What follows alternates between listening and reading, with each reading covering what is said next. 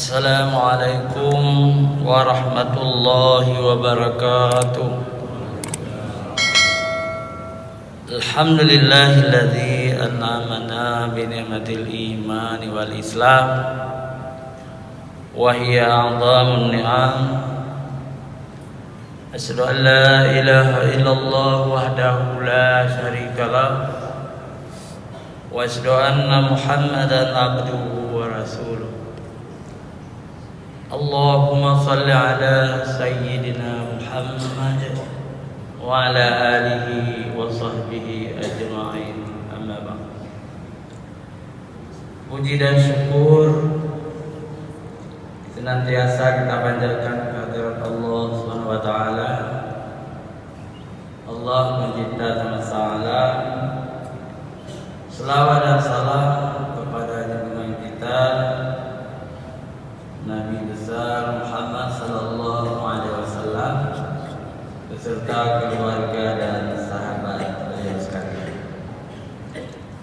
Hadirin wa hadirat yang dimuliakan Allah, jamaah salatul lail, jamaah subuh yang sejak tadi malam sudah beribadah kepada Allah Subhanahu wa taala, mencari ridha Allah, dan terus kita berusaha mendekatkan diri kepada Allah, meraih pahala dan mensucikan diri dari debu-debu dosa supaya kita menjadi insan muttaqi sesuai dengan tujuan puasa ini. La'allakum tattaqun. Mudah-mudahan kamu menjadi orang-orang yang takwa. Ujung surah Al-Baqarah ayat 183. Hadirin wal hadirat yang dimuliakan Allah, kita akan menutup bulan suci ini. Kita tunggu pengumuman Menteri Agama atau keputusan dari Muhammadiyah juga sah. Hari raya kita menunggu pengumuman Menteri Agama juga sah. Kalau sama, alhamdulillah. Kalau tidak sama, harinya juga sesuatu yang biasa. Karena kalau Muhammadiyah biasa berdasarkan hisab ahli-ahli bidangnya, sedangkan pemerintah juga berdasarkan hisab, tapi lebih diandalkan ru'yah, melihat bulan. Dengan teknologi canggih juga tidak salah, paling-paling bergeser satu hari gitu. Jadi dua-duanya itu baik juga, terserah kepada kita. Tapi yang penting sekali bagi kita umat Islam ini, Idul Fitri ini bukanlah adat, bukanlah tradisi, tetapi Idul Fitri ini adalah ibadah, hadiah Allah kepada kita. Idul Fitri itu kembali kepada fitrah. Jadi manusia dilahirkan dalam keadaan fitrah, jadi tidak berdosa. Dengan kita sudah membersihkan diri dengan ibadah-ibadah di bulan suci Ramadan, baik wajib maupun sunnah, kita sudah kembali kepada fitrah, kesucian, tidak berdosa. Ibarat kertas putih atau air putih yang belum dicampur dengan apapun, begitulah jiwa kita. Orang-orang yang telah diterima ibadahnya karena kita berusaha untuk mensucikan diri, maka zero. Dosa kita zero, nol. Tidak lagi dosa, kecuali dosa-dosa besar. dosa-dosa kecil tidak ada lagi. Kalau kita sampai meninggal dunia dalam 2 hari ini, kita berhak mewarisi surga. Karena Idul Fitri ini bukanlah tradisi, bukanlah adat istiadat. Idul Fitri ini syariat yang disyariatkan oleh Allah SWT pada tahun kedua Hijriah. Jadi hari raya pertama adalah tahun kedua Hijriah. Setelah umat Islam memenangkan dalam perang Badar. Perang pertama dalam Islam dimenangkan oleh Rasulullah dan mengalahkan orang-orang kafir. Maka disyariatkan untuk berhari raya Idul Fitri, kembali kepada fitrah, kesucian. Waktu itu hanya satu hari raya, Idul Fitri. Idul Adha belum disyariatkan. Kapan Idul Adha disyariatkan? Tahun ke-6 Hijriah. Jadi berarti 3 tahun. Idul Fitri tahun kedua Hijrah. 4 tahun kemudian baru disyariatkan Idul Adha. Tahun ke-6 Hijriah. Sekarang umat Islam hanya ada 2 hari raya, Idul Fitri dan Idul Adha. Yang lain bukan hari raya namanya. Yang lain boleh dikatakan hari-hari besar Islam. Misalnya 1 Muharram, tahun baru, Isra Mi'raj, Maulid Nabi, dan beberapa hal yang lain, termasuk memperingati hari kemerdekaan. Semua itu bukan hari raya namanya. Itu namanya hari-hari besar Islam atau hari besar negara. Tapi yang hari raya dalam Islam cuma ada 2 kali, Idul Fitri dan Idul Adha. Idul Adha 2 bulan ke depan. Bagaimana seharusnya kita di hari raya ini? Di hari raya ini kita mensucikan diri. Qad aflaha man tazakka. Sungguh beruntung orang-orang yang mensucikan diri. Wa dzakara asma rabbih fasalla. Orang-orang yang bertakbir di hari raya, mengingat nama Allah, fasalla, dan orang-orang yang salat Aid. Itu diabadikan dalam Al-Quran oleh Allah. Tapi orang-orang kafir, bal tusiruna hayatad dunya. Orang-orang kafir itu lebih mencintai dunia. Padahal wal akhiratu khairu wa abqa. Hari akhirat itu lebih utama, lebih abadi. Kalau orang mengetahui. Dunia ini tidak kekal. Dan dunia ini sebenarnya godaan, fitnah bagi kita. Tapi orang-orang yang membersihkan diri, orang-orang yang membesarkan nama Allah takbir, orang-orang yang salat Id dan salat wajib, itu orang-orang yang beruntung. Orang-orang kafir tidak, hari raya mereka dikotori dengan berbagai maksiat. Orang kafir itu di hari raya mereka, itu orang kafir itu banyak. Selain Islam semua kafir. Ada Hindu, Buddha, ada Konfusius, ada Kristen, Yahudi. Mereka tidak menyembah Allah di hari raya. Mereka mabuk-mabuk, mereka berzina, mereka macam-macam di hari raya, syirik. Tapi hari raya kita takwa kepada Allah, beribadah kita hari raya itu, ibadah ghairu mahdah, ibadah yang tidak terbentuk, wajib, tapi sunan muakkadah di hari raya itu. Tapi ini sedikit sekali orang Islam yang tahu ini. Mereka pikir hari raya ini ada, tidak ada. Saya ketua MA itu bukan ada. Bukan ada, hari raya itu bukan ada. Dan bukan tradisi. Tetapi hari raya itu adalah ibadah.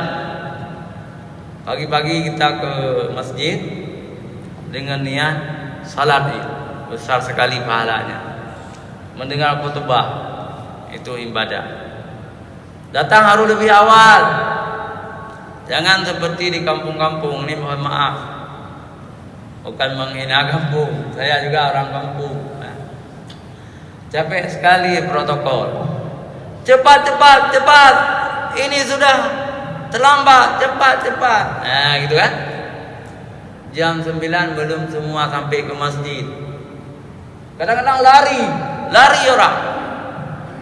Kadang-kadang ada yang tidak tahu agama, sudah takbir, Allahu Akbar. Oh, kata sembahyang aja deh, sembahyang ya Allah. Begitu Honda ya Allah. Itu semua kebodohan. Seharusnya enggak usah pulang, salat terus. Oh, masbuk, biar masbuk. Tetapi yang paling afdal adalah lebih awal. Kita lebih awal ke masjid, ke lapangan. Lebih awal, jangan sampai terlambat.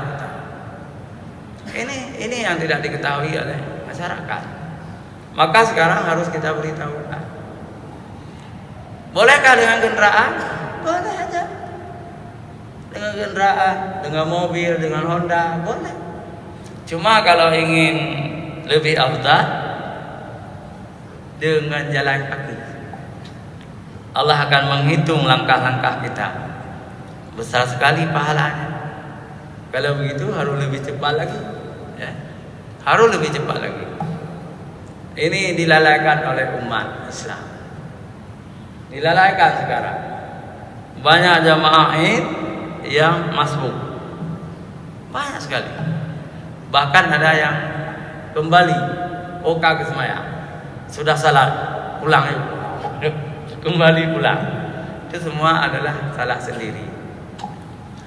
Kemudian setelah salat, ya, setelah salat itu kan ada khutbah.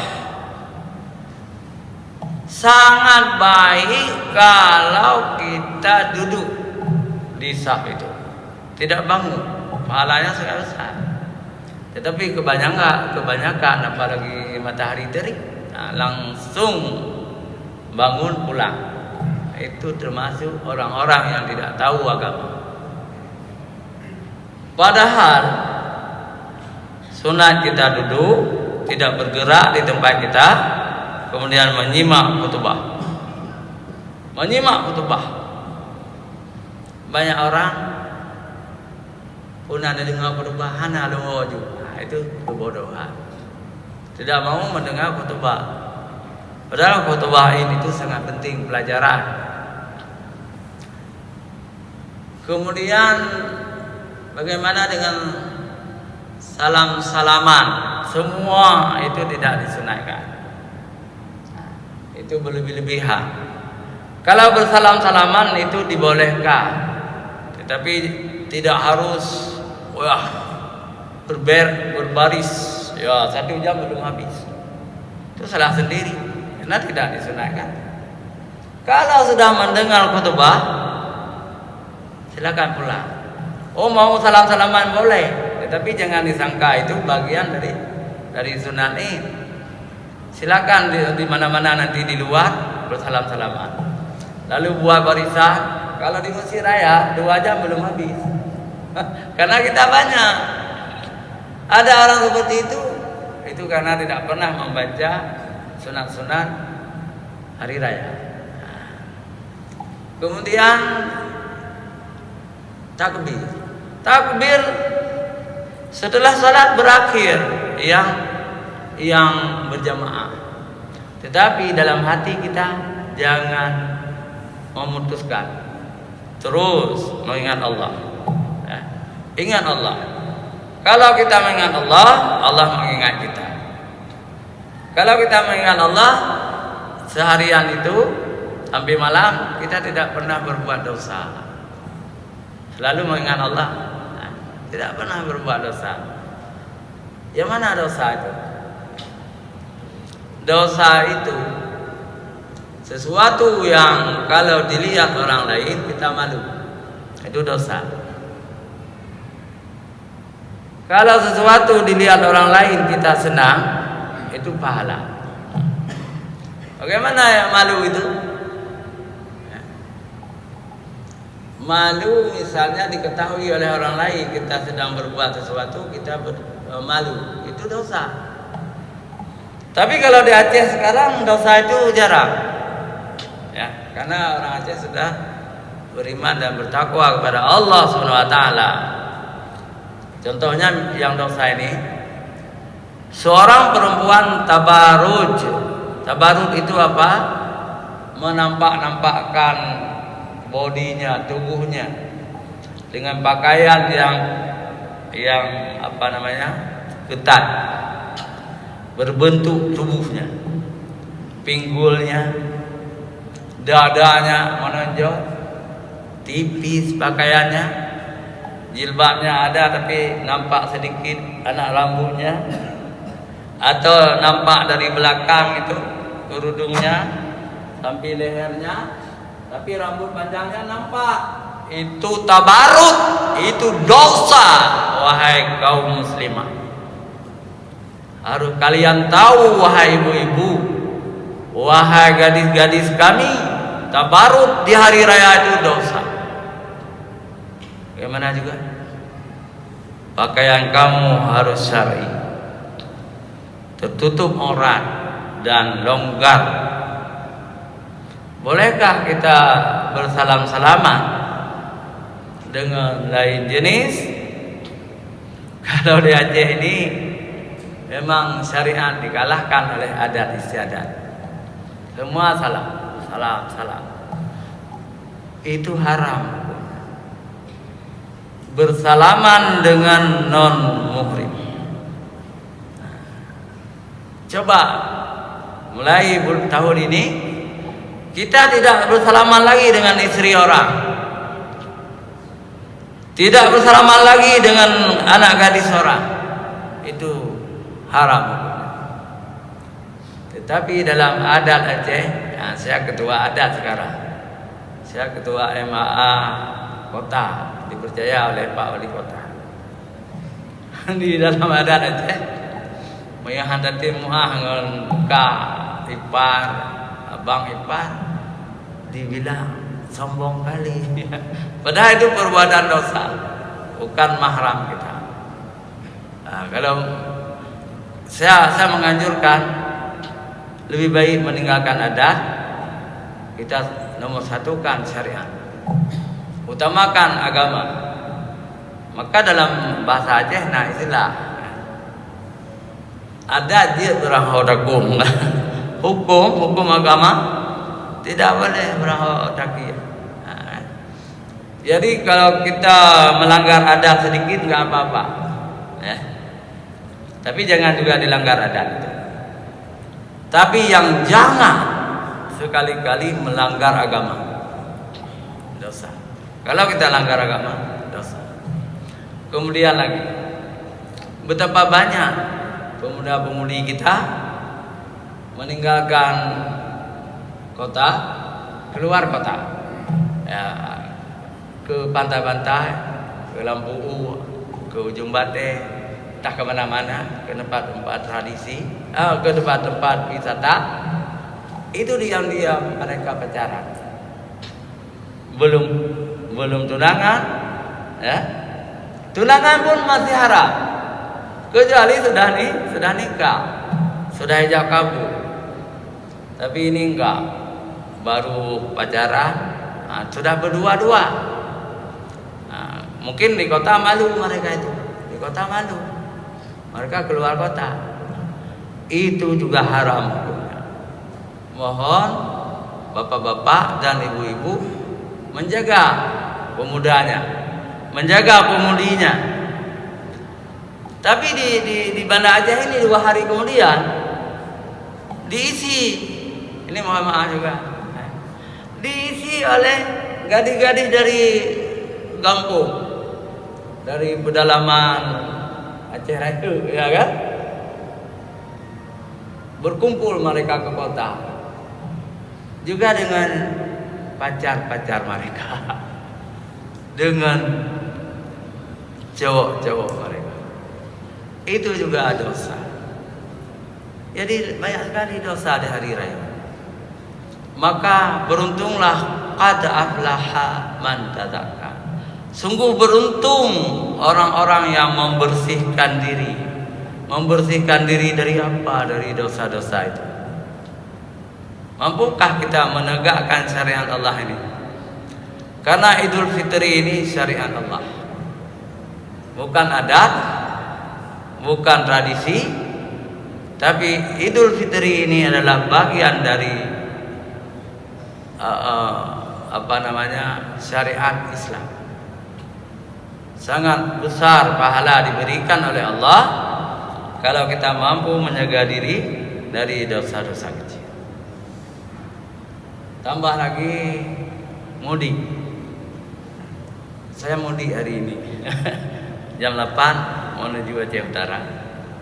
Mudah-mudahan kami selamat di jalan berkat doa jamaah. Dalam mudik pun banyak sekali dosa orang. Kalau di dalam mobil itu ada yang orang-orang yang hanya melulu berpikir, bicara, ngomong yang lara, yang tidak ada manfaatnya. Kalau musik entah apa di mobilnya, itu dosa semua. Kecuali kasidah, kecuali ngaji. Kalau menghidupkan ngaji di mobil, wajib disimak. Jangan ngaji sendiri, kita ngomong sendiri, ngomong entah apa-apa, ketawa entah apa-apa, itu dosa juga. Ingin mencari pahala di perjalanan, hidupkan ngaji, simak atau matikan ngaji, bicara agama dengan anak istri. Silakan berdakwah dalam mobil. Nanti ganti dengan ngaji, ganti dengan kasidah, itu dapat pahala semua. Kemudian si supir itu harus taat juga beragamanya. Sang supir harus taat, dia harus banyak berzikir. Jangan hanya lagu-lagu barat, dia tidak tahu arti, tapi tetap lagu barat diputar di mobil. Itu dosa juga, dosa juga. Tapi ada juga supir yang mulutnya tak terpelihara. Kan banyak mobil, kadang-kadang dipotong. Kata mana? Tuna urut. Supir yang satu lagi tidak tahu dia dituna, gitu kan? Jadi dosa juga. Pelihara mulut. Pelihara mulut, jangan maki-maki orang lain. Ini akhlak Islam. Jadi kesimpulannya, berhari raya kita ini mengingat Allah selalu. Wa dzakarasma rabbih fasalla. Mengingat Allah, bertakbir, dan kita fasalla. Sudah datang waktu zuhur, salat di masjid-masjid di perjalanan. Salat berjamaah. Kasar boleh. Kalau jauh perjalanan, kasar. Pendekkan. Zuhur 2 rakaat, asar 2 rakaat. Isya dan maghrib juga 2 rakaat. Tapi maghrib tetap 3. Subuh tetap 2. Jadi ada pedoman. Ada pedoman berhari raya. Untuk mencari ilmu ini, kita harus mengaji lebih mendalam. Di kitab-kitab kecil tidak ada. Kalau saya belajar sama ulama-ulama, sama Profesor Azman, sama Profesor Dr. Alias Abu Bakar, Profesor Dr. Muslim Ibrahim, bagaimana Bagaimana berpuasa dalam agama? Berhari raya. Ada petunjuknya, dikasih hadis-hadis sama saya. Dan yang seperti ini sudah beberapa kali kita ceramah. Khutbah saya besok juga ini akan kita ceritakan. Saya jadi khatib di Buluh Blangaraha di kampung saya. Hadirin wal hadirat yang dimuliakan Allah, mudah-mudahan semua kaum muslimin yang mendengar ceramah ini, baik di Banda Aceh, Aceh Besar maupun seluruh Aceh, berhari rayalah menurut syariah Islam.